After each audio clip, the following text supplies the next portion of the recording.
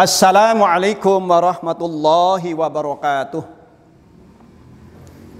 Hamdanillah wa syukranillah wassalatu wassalamu ala rasulillah wa ala alihi wa ashabihi wa mawalah. Wala hawla wala quwata illa billah. Amma ba'du. Alhamdulillah, kita bersyukur pada Allah Subhanahu wa taala bahwa pada hari ini di pekan yang kedua tahun ajaran baru 2020-2021 kita bisa berjumpa lagi untuk melaksanakan kegiatan kita, kegiatan KBM, kegiatan belajar mengajar. Walaupun kegiatan belajar kita pada tahun ajaran baru di awal ini sedikit mengalami perubahan, termasuk kehadiran kamu sekalian ke pesantren pun sementara tertunda. Namun kita tetap bersyukur tertundanya keberangkatan, terhalangnya pertemuan, tapi alhamdulillah kita masih bisa melaksanakan KBM dengan baik walaupun lewat online.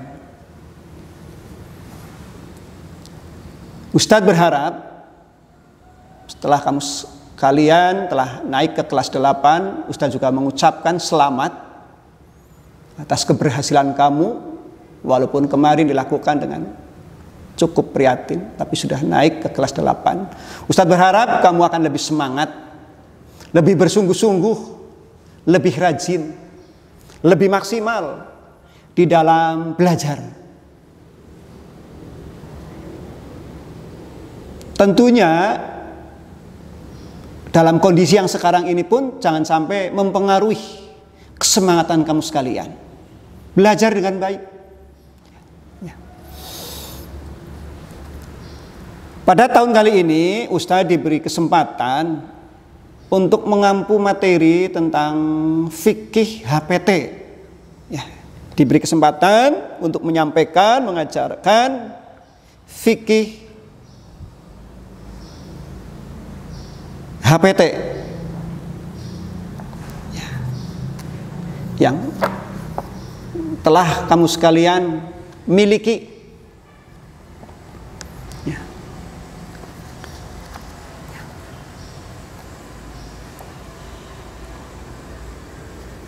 Ada 2 semester, maka ada 2 bab yang ingin sebetulnya Ustadz sampaikan. Pertama tentang merawat jenazah pada semester pertama.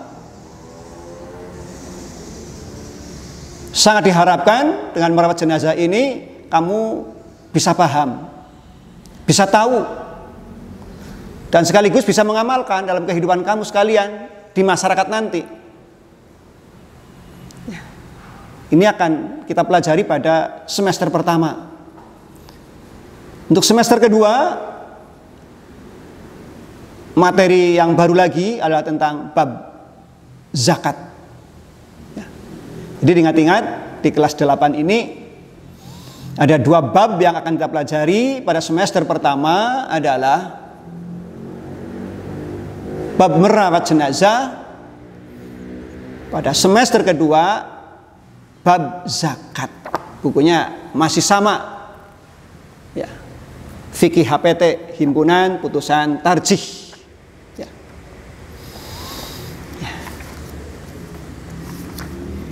Tahun ini Ustadz juga termasuk tahun pertama bertatap muka dengan kamu sekalian. Maka mungkin ada yang sudah kenal, ada juga yang belum. Maka secara sekilas saja Ustadz kenalkan, nama Ustadz adalah Abdul Manaf, ya, Abdul Manaf. Ya. Perkenalan lebih lanjut kapan-kapan. Ya. Ini Abdul Manaf. Tahun ini diminta atau bersama-sama belajar dengan kelas 8 dengan materinya fikih. Kita teruskan saja atau kita mulai tentang bab jenazah ini. Bisa dibuka halaman 236. Halaman 236.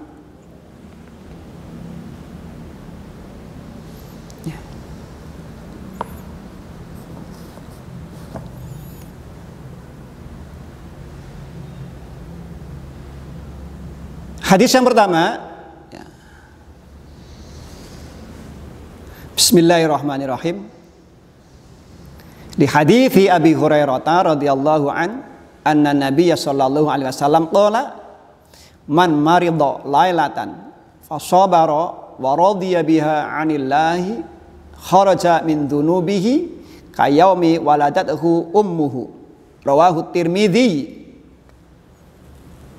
Nah, ini dalil pertama. Ya. Yang artinya menurut hadis Abu Hurairah bahwa Nabi bersabda, barang siapa sakit satu malam. Nah, sakit satu malam. Ia sabar dan berserah diri kepada Allah. Lepaslah ia dari dosanya sebagaimana pada hari ia dilahirkan oleh ibunya. Jadi bab jenazah ini diawali dari kematian. Kematian di mana diawali dari sakit. Orang yang sakit satu malam, dia bersabar, bertawakal, berserah diri kepada Allah. Maka ketika dia meninggal, maka dijanjikan oleh Rasul, dia akan diampuni dosanya. Sebagaimana dia baru dilahirkan dari ibunya. Alhamdulillah. Ini kalau orang yang beriman, tidak ada sesuatu yang ditakuti. Sesakit apapun, seberat apapun, kalau dia orang beriman, memahami, ingat terhadap hadis ini, dia insya Allah akan selalu berusaha sabar. Dan dia selalu berusaha tawakal, berserah diri kepada Allah. Dan selalu berdoa dan berharap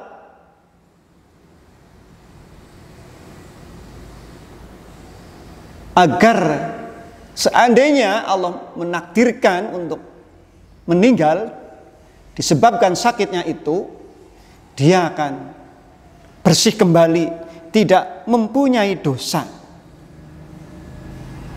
Ini yang perlu ditanamkan bagi para santri, keluarga santri, manakala menghadapi hal-hal yang seperti ini, mengedepankan kesabaran, mengedepankan ketawakalan, mengutamakan untuk selalu berserah diri kepada Allah, selalu berharap pada pertolongannya Allah, berdoa kepada Allah, sehingga dengan sakitnya ini perlu ditanamkan, diupayakan. Jadi tidak akan ngeluh, tidak suudzon kepada Allah, tapi dia menghadapinya dengan lapang dada. Menghadapinya dengan lapang dada. Ini penting sekali. Ditanamkan pada diri kita masing-masing, ditanamkan betul. Ya, agar sabar, bertawakal. Sebab dijamin oleh Rasul, dijanjikan oleh Rasul, kalau dia sampai meninggal, maka dosanya terampuni. Berbahagialah orang-orang yang seperti ini. Jadi hidup kita itu akan senantiasa tenang, nyantai, ya. Sebab semua kejadian mesti ada hikmahnya. Ya, kalau keluarga, anakku sekalian ada yang sakit, berilah kesabaran. Ajaklah untuk bersabar, untuk bertawakal, untuk berserah diri, untuk berdoa. Ya, ini memang harus dipraktekkan. Bukan sekedar sebagai bacaan, tapi harus dipraktekkan. Harus dipraktekkan. Jadi kita mempelajari fikih, HPT, termasuk dalam merawat jenazah yang diawali hadis ini, hendaknya menjadi sesuatu yang dipandang penting. Ini hadis yang pertama.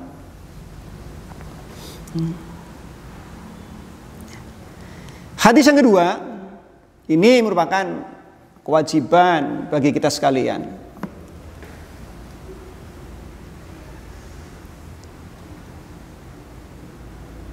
Kewajiban sesama muslim. Dan hadis ini kiranya sudah sangat terkenal. Kewajiban sesama muslim.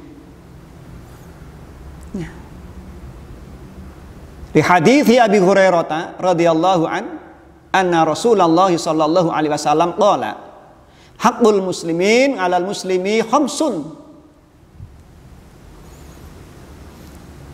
raddus salam wa iyadatul marid wattiba'ul janazati wa ijabatud da'wah wa tashmitul atis muttafaqun alaih. Ini ya, kewajiban sesama muslim.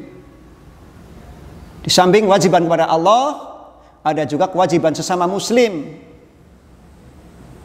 Sesama umat Islam, kita punya kewajiban. Tidak cukup kita beribadah pada Allah, tidak cukup kita melakukan ibadah, kewajiban pada Allah, tapi kepada sesama muslim pun kita dianjurkan, diajak, diperintahkan untuk punya rasa kepedulian, punya rasa perhatian. Artinya, mengingat hadis Abu Hurairah bahwa Rasul bersabda, hak orang muslim atas orang muslim ada 5. Hakul muslim, nalal muslim, khamsun. Hak kewajiban seorang muslim pada muslim yang lain ada 5. Yang pertama raddus salam, menjawab salam. Jawab salam penting. Salam adalah doa keselamatan. Maka jawablah doa tersebut. Assalamualaikum wa alaikumussalam. Kalau mampu ya wa alaikumussalam warahmatullah. Kalau mampu lagi ya wa alaikumussalam warahmatullahi wabarakatuh. Itu. Jangan dikasih salam malah diem. Jangan, nggak boleh. Harus menjawabnya. Raddus salam, menjawab.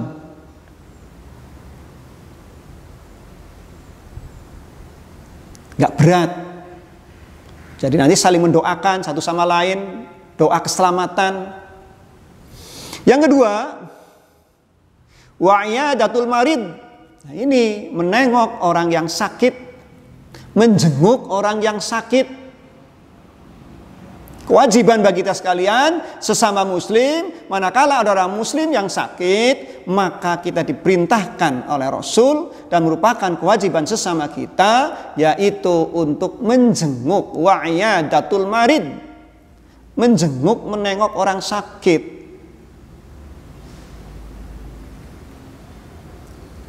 Dicoba, dipraktekkan, dibiasakan. Ya, bukan sekedar bacaan, bukan sekedar pemahaman, tapi perlu ada praktek nyata. Ini perlu diawali, perlu jadi kebiasaan bagi kita sekalian. Perlu kebiasaan bagi kita sekalian. Yang ketiga adalah wattiba'ul janazah. Yang ketiga, mengiring jenazah, mengantar jenazah. Nah ini, merawat jenazah diantaranya nanti mengiring, mengubur jenazah. Wattiba'ul janazah, mengiring jenazah. Jenazah nggak mungkin diiring sebelum kewajiban-kewajiban sebelumnya dilakukan. Apa? Nanti memandikan. Apa? Nanti kita mengkafani. Ada juga mensolati. Baru kita mengiring. Wattiba'ul janazah. Ya. Nah, ini ada rangkaiannya. Ada rangkaian sebelumnya. Menengok orang yang lagi sakit. Setelah meninggal, kita memandikan. Kita mengkafani atau membungkus. Setelah itu mensolati. Nah, dalam mensolati ini juga nanti, kamu sekalian harus hafal betul doa-doa sholat jenazah. Maka dalam buku HPT ini ada doa-doa sholat jenazah, dari sekarang juga, khusus bagi yang belum hafal, harus mempelajarinya sampai hafal. Jadi betul nanti setelah kamu selesai dari Zam-Zam, ya, kejadian pada masyarakat, kematian di lingkungan kita siap untuk merawatnya. Kita bisa memandikan, bisa mengkafani, bisa mensolati, begitu. Tolong, ini betul-betul kamu sekalian harus diupayakan. Mengupayakan diri harus bisa. Sudah komplit di HPT. Doa salat jenazah sudah ada semuanya.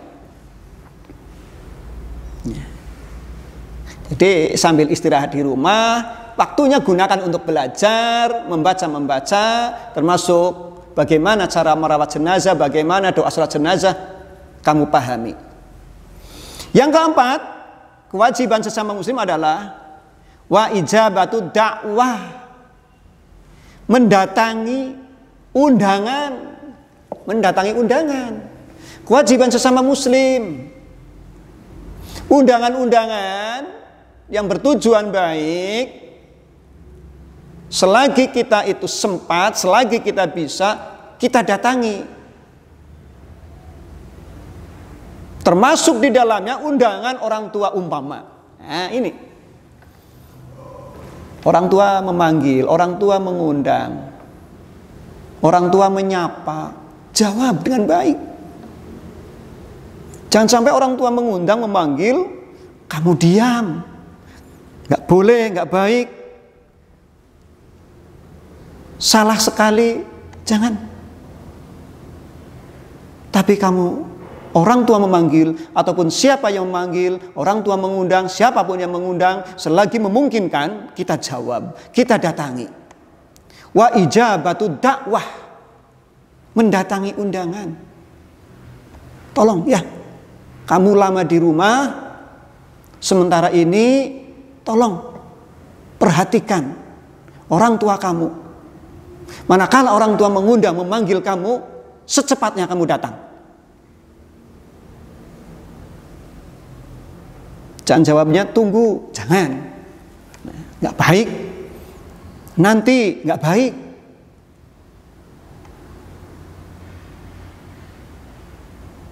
Orang tua memanggil, mengundang, kamu menjawab dengan ucapan, dengan tindakan. Jangan ditunda. Utamakan kepentingan orang tua, utamakan keperluan orang tua. Betul ini. Ustadz mewasiatkan, memesankan, kamu harus bisa berbuat seperti itu secepatnya. Ini sabda Rasul, wa ijabatu dakwah, mendatangi undangan. Yang kelima, wa tashmitul atis,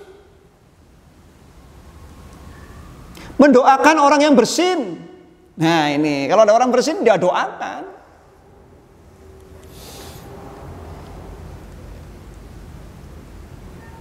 Orang bersin disunahkan mengucapkan alhamdulillah. Yang mendengar jawabannya apa? Yarhamukallah. Yang bersin lagi apa? Yahdikumullah. Yang mendengarkan lagi wa yuslih balakum. Itu saling mendoakan. Wah Allah, luar biasa Islam. Dalam bersin pun ada nilai-nilai ibadah. Dalam bersin pun ada nilai untuk memuji kepada Allah. Alhamdulillah. Maaf sekali santri, tidak pantas, tidak boleh kalau bersin terus bersuara yang tidak baik. Bersin terus ucapannya jelek, nggak boleh. Bersin itu nikmat sekali, nikmat sekali. Mungkin kamu pernah ya gagal dalam bersin, merasa tersiksa kan? Gagal dalam bersin, merasa tersiksa. Maka ketika sukses berhasil bersin, ya alhamdulillah. Seberapa sih beratnya ucap alhamdulillah? Alhamdulillah. Yang mendengar menjawab, yarhamukallah. Itu. Santri itu pantas sekali dan seharusnya seperti itu. Bersin itu kalau bisa ditahan, jangan dilepas, jangan ditahan, jangan terlalu dilepas. Dan setelah sukses, ucapkan alhamdulillah. Kelihatannya ringan, tapi hal seperti ini pun Rasul menuntunkan, memberi tuntunan agar bisa kita lakukan. Nggak boleh ya kita asal-asalan. Nah ini ya 5 kewajiban sesama muslim. Yang pertama radus salam, yang kedua wa'iyadatul marid, yang ketiga wattiba'ul janazah, yang keempat wa ijabatud da'wah, yang kelima wa tashmitul atis. Hadis ini yang kaitannya dengan jenazah apa?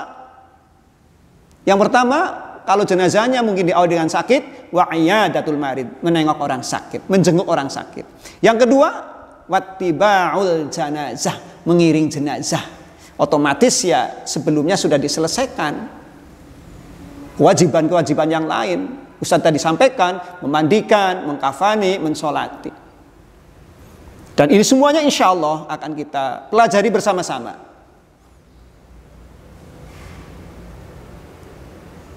Sebelum kita belajar secara langsung, Ustaz berharap juga doa-doa jenazah dipelajari, dihafalkan. Dari takbir pertama, ya, alhamdulillah, terus sholawat.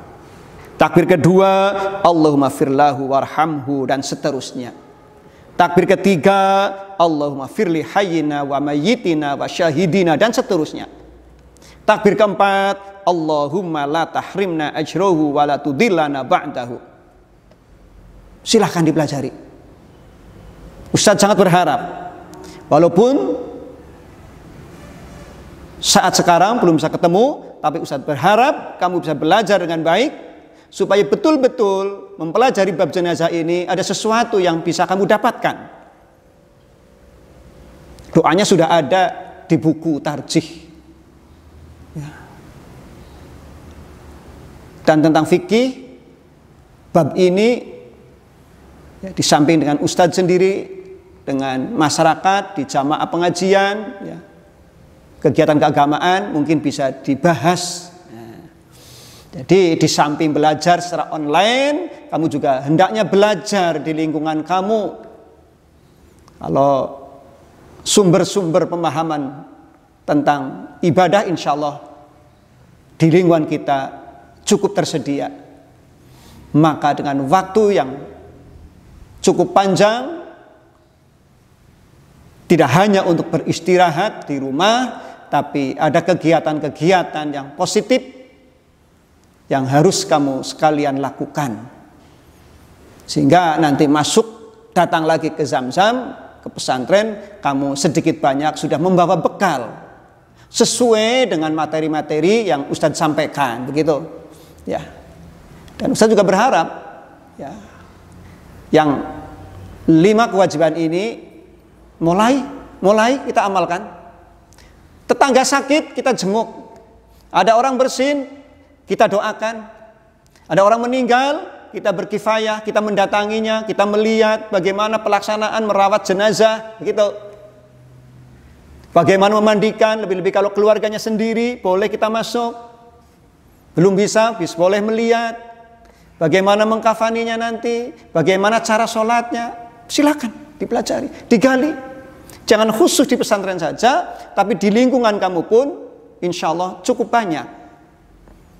Nah, demikian yang Ustadz sampaikan. Insya Allah nanti juga ada soal dari Ustadz ya. Jadi nanti juga soalnya Ustadz minta untuk dikerjakan, sebab akan dikumpulkan kembali ya. Dikerjakan soalnya nanti. Paling cuma 3 soal ya, dan pilihan ganda. Kalau dari awal kamu mengikutinya dengan baik, mudah.